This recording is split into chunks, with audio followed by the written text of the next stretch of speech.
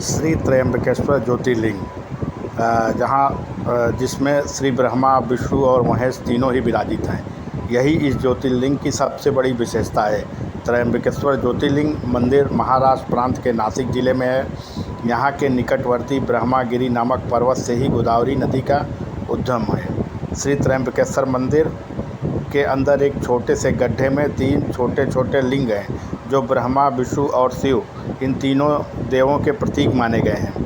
ब्रह्मगिरी पर्वत के ऊपर जाने के लिए यहाँ लगभग 700 चौड़ी सीढ़ियाँ बनी हुई हैं। इन सीढ़ियों पर चढ़ने के बाद राम कुंड और लक्ष्मण कुंड भी मिलते हैं। शिखर के ऊपर पहुँचने पर गोमुख से निकली हुई भगवती गोदावरी के दर्शन भी होते हैं। त्र्यंबकेश्वर मंदिर का इतिहास पौराणिक उत्पत्ति और बाद में पेशवा वंश द्वारा निर्माण का मिश्रण है, जिसकी जड़ें प्राचीन स्कंद पुराण में हैं। पौराणिक कथाओं के अनुसार यह मंदिर वह स्थान है जहां गौतम ऋषि ने तपस्या की थी, जिसके परिणामस्वरूप भगवान शिव ने उन्हें पाप से मुक्त करने के लिए गोदावरी नदी, जिसे गंगा भी कहा जाता है, को पृथ्वी पर लाया था।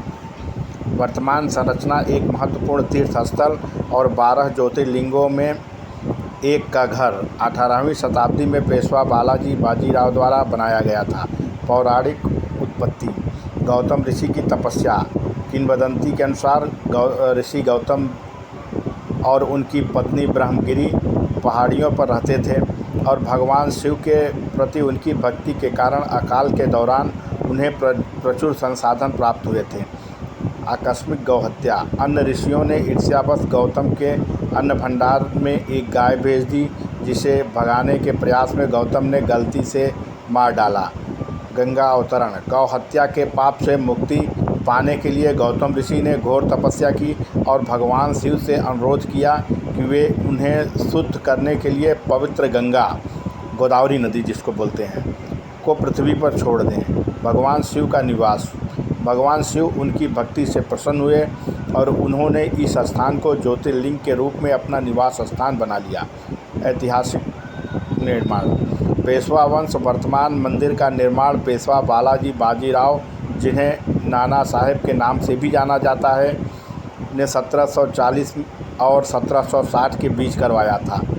इसका निर्माण ब्रह्मगिरी पहाड़ी की तलहटी में स्थित एक पुराने मंदिर के स्थान पर किया गया था। यह मंदिर काले बेसाल्ट पत्थर से बना है और इसकी वास्तुकला बहुत सुंदर है। इसके परिसर में अन्य हिंदू देवी देवताओं की मूर्तियां भी स्थापित है।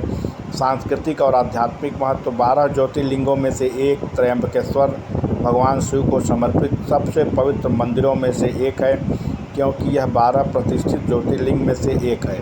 गोदावरी नदी का उद्गम। इस मंदिर को पवित्र गोदावरी नदी का उद्गम स्थल माना जाता है, जिसे स्थानीय लोग गंगा भी कहते हैं। कुंभ मेला। यह स्थल कुंभ मेला उत्सव के लिए एक प्रमुख स्थान है, जो नदी के अनुष्ठानिक स्नान के लिए लाखों श्रद्धालुओं